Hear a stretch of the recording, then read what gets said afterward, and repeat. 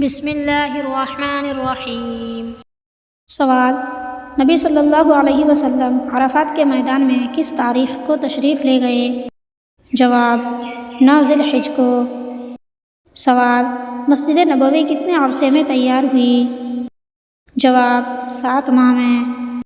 سوال: اذان کی ابتدا کب ہوئی؟ جواب: 1 ہجری کو۔ سوال: مسلمانوں کا دوسرا قبلہ کون سا تھا؟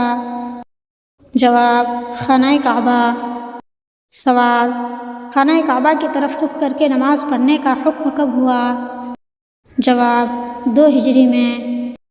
سوال: مکہ والوں کی جانب سے کون صلح کا پیغام لے کر آیا؟ جواب: سہیل بن عمرو نے۔ سوال: ابو جہل کو کس نے مارا؟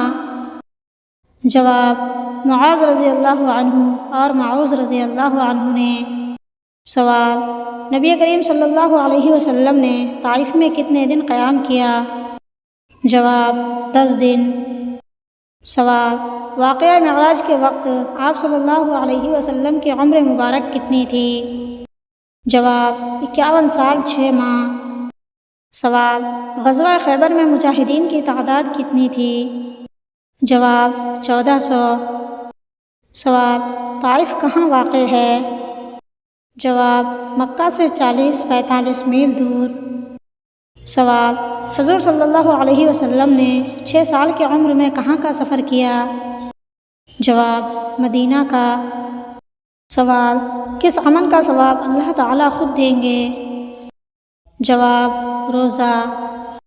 سوال: بتائیے عقیدہ کے لغوی معنی کیا ہیں؟ جواب: عقیدہ کے لغوی معنی گرہ لگانا، قول و قرار کرنا، عہد و پیمان باندھنے کے ہیں۔ سوال: دنیا کا سب سے بڑا بر اعظم کون سا ہے؟ جواب: ایشیا۔